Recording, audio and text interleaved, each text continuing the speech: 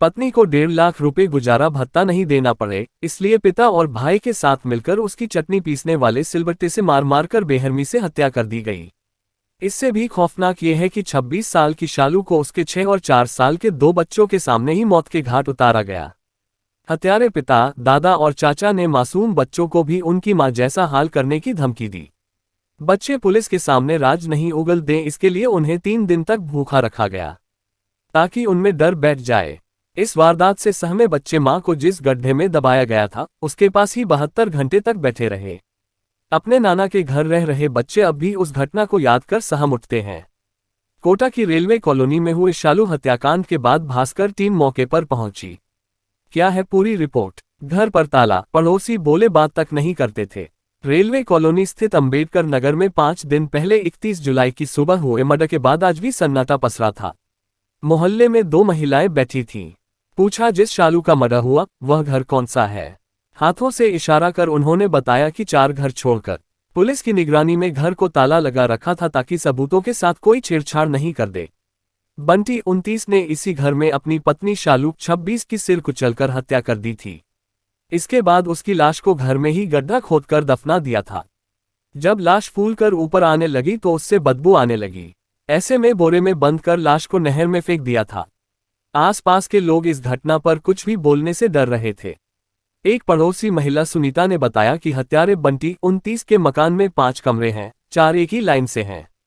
बंटी से अनबन के बाद उसकी पत्नी ने कोर्ट की फाइल लगाई थी। इसका फैसला कोर्ट ने शालू के पक्ष में गुजारा भत्ते दिया था। तब से वो 4 में एक कमरे में अपने 2 बच्चों के साथ रह रही थी। महिला ने बताया कि पूरे परिवार का मोहल्ले में आना जाना कम था। शालू बहुत कम घर से बाहर निकलती थी। मोहल्ले की महिलाओं से भी कम ही बात होती थी। जब 2 दिन पहले मोहल्ले में बदबू आने के बाद खुलासा हुआ तो हम चौंक गए। विश्वास नहीं था कि इस घर में 3 दिन से लाश पड़ी है। अब मोहल्ले के बच्चों को इस घर बाहर से निकलने में ही डर सा लगता है। 3 दिन बच्चियों को भूखा रखा, धमकाया मां जैसा हाल कर दूंगा। आरोपी बंटी 29, पिता पन्ना लाल 64, भाई दिलीप 26 और रवि 24 चारों ने बेरहमी की हद पार कर दी थी। शालू की हत्या कर बच्चों को धमकाया गया, कुछ भी बोला तो मां जैसा हाल कर दूंगा। जब पुलिस घर पहुंची तो दोनों मासूम बुरी तरह से सहमे हुए थे। दोनों बच्चे 3 दिन से मां की सड़ी लाश जहां दबाई गई थी उसके पास ही बेसुध बैठे थे। बच्चों ने पुलिस को बताया कि उनके बेरम पिता, दादा और चाचा ने मां की हत्या के बाद 3 दिनों तक उन्हें कैसे भूखा रखा। किसी ने अन्न का एक दाना भी ग्रहण नहीं किया। आई भूपेंद्र ने बताया कि बच्चे इतने डरे हुए थे कि वे कुछ बोल भी नहीं पा रहे थे। जब मैंने उनसे पूछा कि कुछ खाया या नहीं तो बच्चों ने नामे सिर हिलाया। मैं दोनों को अपने साथ थाने लाया और यहाँ बिस्किट दिए और खाना खिलाया। हालांकि अब दोनों बच्चे अपने नाना और मौसी के पास हैं। बच्चों की स्थिति सामान्य होने के बाद उनके भी बयान लिए जाएंगे। बच्चों ने इतना जरूर बताया कि उनके चाचा राजेंद्र 3 दिन तक उन्हें बुरी तरह से डरा कर रखा था। हत्या के बाद बंटी ने शालू के पिता को फोन कर ये कह दिया था कि वह लापता है। ऐसे में बेटी को ढूंढने जब पिता घर गया तो बंटी के पिता पन्नालाल ने मासूम बच्चों को दरवाजे के अंदर से ही दिखा दिया था। ये कहा था कि बच्चों से बात नहीं करनी है।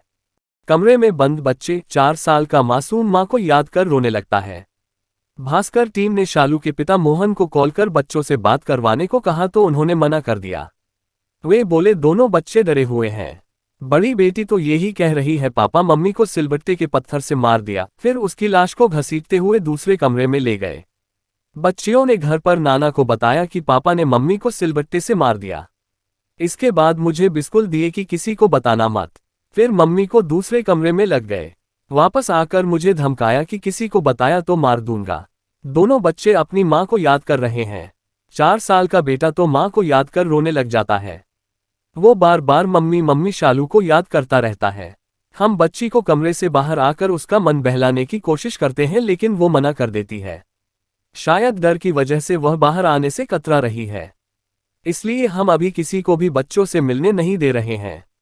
बच्चों को यहाँ लेकर आए हैं ताकि इनके दिमाग पर उस घटना का कोई असर न हो। जिस उम्र में बच्चे खेलते कूदते हैं उस उम्र में इन्होंने अपनी मां की निर्मम हत्या होते देखी है। बार बार वह उसी घटना को याद कर रोने लग जाते हैं। कैसे दिया हत्या की वारदात को अंजाम। दरअसल कोटा के रेलवे कॉलोनी थाना इलाके में 31 जुलाई को सुबह 5 बजे जब शालू चाय बना रही थी उस समय चारों आरोपियों ने पति बंटी, ससुर पन्नालाल और उसके दो देवरों दिलीप और रवि ने मिलकर पत्थर से सिर कुचलकर हत्या कर दी। घटना के समय दोनों मासूम बच्चे जगे हुए थे। दोनों ने इस हत्या को होते अपनी आंखों से देख लिया था। इसके बाद बंटी ने मकान के ही एक कमरे में करीब 6 फीट का गड्ढा खोदकर उसमें लाश दबा दी। 3 दिन बाद लाश फर्श से ऊपर आई तो नहर में फेंकी। आरोपी बंटी का मकान रोटेडा नहर के बिल्कुल सामने है। घर कोने में है और आगे काफी पेड़ पौधे लगे हैं। अंदर एक गली जा रही है।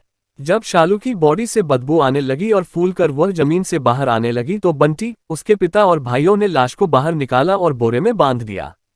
इसके बाद बुधवार रात को करीब 11 बजे बाद लाश को घसीटते हुए चंद कदम दूरी पर सामने से गुजर रही माइनर नहर में फेंक दिया। नहर में अभी पानी चल रहा है। ऐसे में उन्हें ये संभावना थी कि पानी के साथ लाश बह जाएगी और वह पकड़े नहीं जाएंगे। लेकिन लाश बहकर 1.5 किलोमीटर आगे पाइप के पास फंस गई। गुरुवार सुबह जब 10 बजे बदबू आई तो स्थानीय लोगों ने इसकी सूचना दी। बोरे को निकाला तो उसमें से शालू की लाश निकली थी। पति ने शव पहचानने से किया इनकार, बहन ने टैटू से पहचाना। नहर में लाश मिलने के बाद पुलिस ने बंटी को बुलाया, क्योंकि 31 जुलाई को शालू के पिता ने बेटी की गुमशुदगी रेलवे थाना में करवाई थी। आरोप भी लगाया था कि उन्हें बंटी पर शक है। इस पर शिनाख्ती के लिए बंटी को बुलाया, लेकिन उसने लाश को देख पहचानने से मना कर दिया। कहा कि ये शालू नहीं है। लेकिन जब शालू की बड़ी बहन ज्योति मौके पर पहुंची तो उसने हाथ पर बने SM नाम के टैटू से उसकी पहचान की। यहीं पर पुलिस को बंटी पर शक गहरा गया। इसके बाद थाने ले जाकर पूछताछ की तो उसने पूरी कहानी बताई। 8 साल पहले हुई थी शादी, गुजारा भत्ता बना विवाद की वजह। दरअसल शालू लोहावत गांव की रहने वाली थी। अभी वह रेलवे थाना क्षेत्र के अंबेडकर नगर में पति के घर में साथ ही रहती थी। दोनों की शादी 8 साल पहले 2015 में हुई थी। 5 साल जैसे तैसे गुजरने के बाद साल 2021 में दोनों के बीच विवाद शुरू हो गया। इसके बाद वह अपने ससुराल में एक कमरे में अपने 2 बच्चों के साथ अकेली रहने लगी थी। साल 2021 में शालू की तरफ फैमिली कोर्ट में मामला पहुंचा और 2023 में फैसला शालू के हक में गया। कोर्ट ने शालू के पति बंटी 1.5 लाख रुपए के हिसाब से 31 जुलाई को गुजारा भत्ता देने के निर्देश दिए और इससे बंटी को कोर्ट में जमा करना था। ये ही गुजारा भत्ता शालू की मौत की वजह बनी। रेलवे कॉलोनी थाने के CI भूपेंद्र सिंह ने बताया कि चारों आरोपियों से पुलिस पूछताछ में जुटी हुई है। आरोपियों से हत्या के प्रयुक्त किए गए पत्थर समेत अन्य चीजें बरामद करने बाकी हैं। फिलहाल आरोपी पुलिस रिमांड पर हैं।